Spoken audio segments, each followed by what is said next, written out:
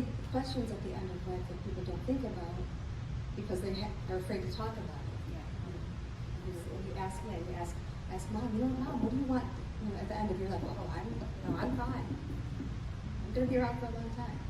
But these are important things to talk about, and they can help lower the cost of care if you plan ahead. That this is what we suggest you should do, which is like getting the lawyer, like you said, and going through this. It's a long process, but if you take it step by step, it is very good.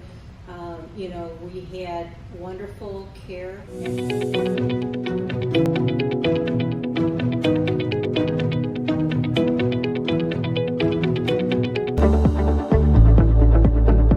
My name is Sunhee Yoon. I'm the owner and founder of Sage Lifestyle Concierge. Julie Iverson, she is the Geriatric Care Manager and End of Life Doula. I'm sure you are meeting a lot of families who have a difficulty to have starting this conversation. So planning the end of life planning care can be very sensitive, but it's very important. How does this conversation should start at home? So when discussing this end of life planning, what are the primary home-based care options available for individuals, and such as hospice care and palliative care? One of the first things that Sunny said was, how do you start having this conversation with your loved ones at home? And I have found that it's easy to kind of bring it on gently, and sometimes in a game manner.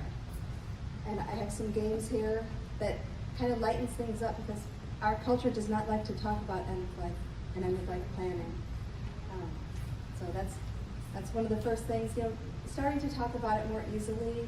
Just, hey, you know what, my friend's mom is sick, and let that lead into a question with your own family. If that was you, Mom, what would you want? Where would you want to go? But one of the things that I'm going to talk about are the different home-based care options. This is kind of a perfect way to do this, because we start with non-medical home care, the custodial care, and a lot of times it starts that way. A family will call me and say, you know what, we were visiting my mom, and there's old food in the refrigerator, and she just seems more disheveled than she used to. It seems like she needs a little bit of help. And Mom generally is like, I don't need any help. So, yes. What are you talking about? I'm fine. Yeah, but Mom, it's kind of stinky in this house, and your hair and all that. So sometimes starting with non-medical home care, a few hours a week, hey Mom, you said you hate to do laundry. Well, they can do laundry. They can do some light housekeeping. They can take them out to the grocery store. Little things like that. Make meals and put them in the fridge. I have found that very often it will start with a couple hours a day, a couple times a week, and then they become friends.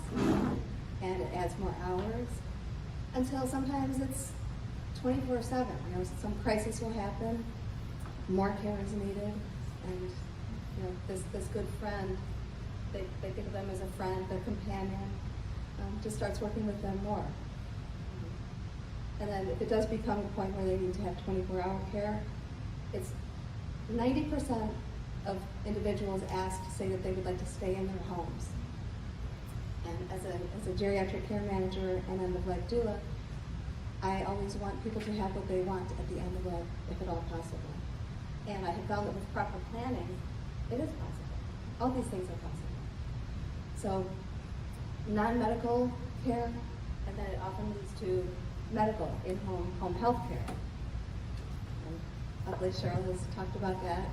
And these two things can go hand in hand, because the non-medical home care is private pay, and the home health care is covered by your insurance. So that's definitely with criteria. Yeah, with criteria. Yeah, lots of rules, and lots of hoop jumping. But often, if you have a facility that you're working with, an agency like Bright Star, they will help you. Just because it's so difficult, and we don't even know what we don't know when we start working on this. And then sometimes, if someone's in their home and they're having pain management issues, then we can bring in palliative care, and this is covered by Medicare. palliative care is a wonderful benefit for Medicare, but it's usually a nurse will come in once a month and see how things are going. That's not a lot of coverage. Often, palliative care will lead to hospice care. Many people, if you're talking to the family, are like, you know what, we might get a hospice evaluation. Well, no, we're not there yet. I have worked with hospices for a long time, and I have found that many times when people are enrolled in hospice care, they then become ineligible because they're getting such like a better level of care. I worked with one gentleman that was on and off hospice for 8 years. So hospice is a higher level of care, and you can get it in the home, and it's covered by Medicare. So that's a wonderful thing. There's also respite care. If somebody is under hospice care, hospice can provide 5 days of on-site respite care. So sometimes it just gets overwhelming for a family to be taking care of this person that's dying all the time, and they need to go away. Or the family's going out of town or something. So hospice can pay, Medicare will pay for up to 5 days for somebody to be in respite care. And another thing that's starting to happen more is telehealth in the home, and remote monitoring. It's starting to become more popular, and it's another way for somebody to be able to stay in their home and get the care and services that they need. They have like the electronic devices, blood pressure checks and things like that that can just be remotely shown to the doctor. So while we are planning for end of life planning, this conversation is really, really hard. And I thank you for suggesting some conversation starter. Somewhere we have to start. Right.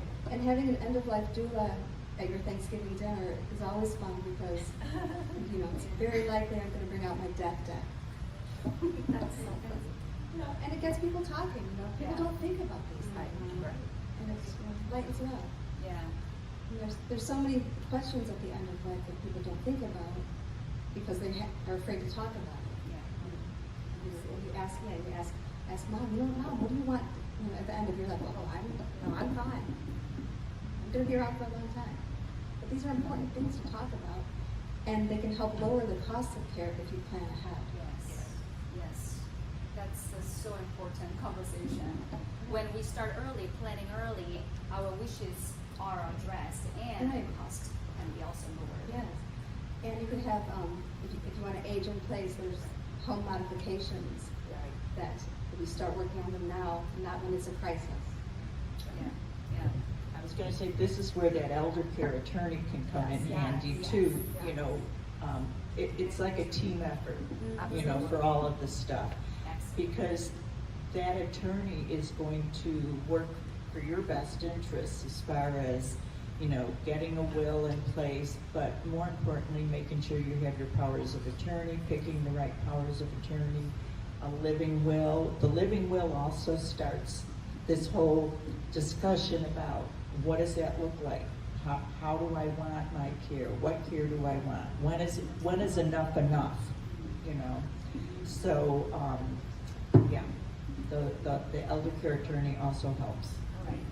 Since we're talking about legal side, the legal matter, because it's so intertwined, this end of life planning and then trust setups, and those things it requires expertise from professionals.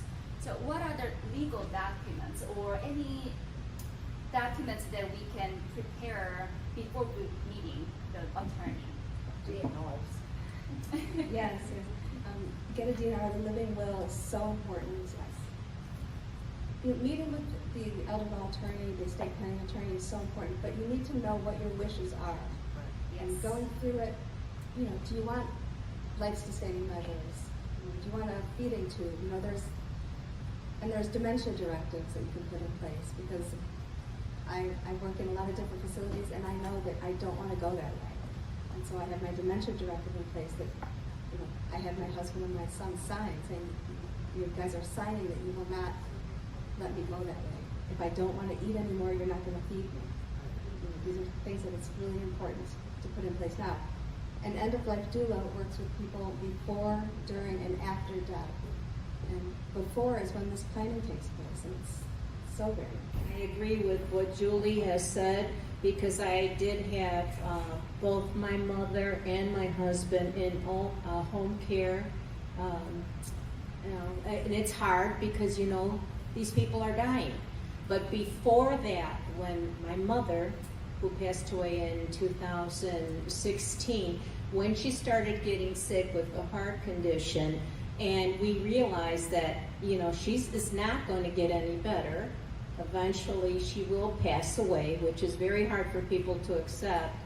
And they gave us a whole team to talk with, and they said, this is what, we suggest you should do, which is like getting the lawyer, like you said, and going through this. It's a long process, but if you take it step by step, it is very good. We had wonderful care, and I think if you accept that, and it's very hard, but with all the care that I was given, very, very nice. But you have to do it ahead of time. You really do, because when it comes down on you and you're not prepared, like some of my friends, it's hard. Typical costs of hospice care in the home. Hospice is covered 100% by Medicare, but hospice is not 24/7.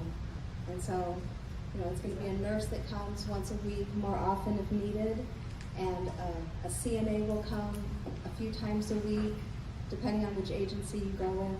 They come more or less often, but there's still a lot of time that you're just the one that's taking care of this person. So that's when you would need. That's 100% right. Some people don't understand. They think, okay, we're going on, my family member's going to hospice. They'll cover it. They're hardly there. There are a lot of benefits to hospice, but as far as somebody coming in, we supplement a lot of clients that are on hospice because of that. The time there is not a lot.